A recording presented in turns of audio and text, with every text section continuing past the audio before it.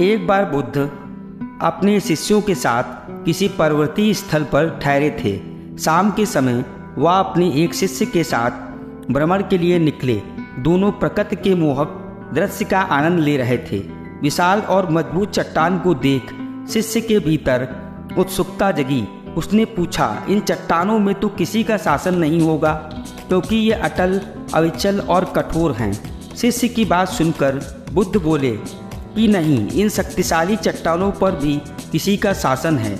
लोहे के प्रहार से इन चट्टानों के भी टुकड़े टुकड़े हो जाते हैं।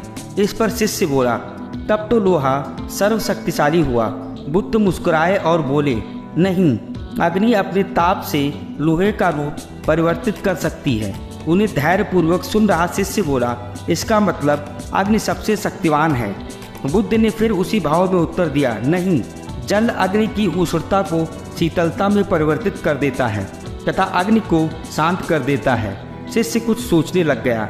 बुद्ध समझ गए थे कि उसकी जिज्ञासा अब भी पूरी तरह शांत नहीं हुई है। इस पर फिर सवाल किया, आखिर जल पर किसका शासन है?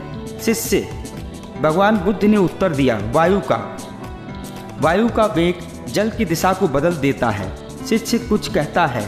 इससे पहले ही बुद्ध ने कहा, अब तुम कहोगे पवन सबसे शक्तिशाली हुआ? नहीं, पवन सबसे शक्तिशाली नहीं है। सबसे शक्तिशाली है मनुष्य की संकल्प शक्ति, क्योंकि इसी से पृथ्वी, जल, वायु, अग्नि इत्यादि को नियंत्रित किया जा सकता है। जीवन में कोई भी महत्वपूर्ण कार्य संकल्प शक्ति के बगैर असंभव है। इसलिए अपने भीतर संकल्प शक्ति का विकास करो।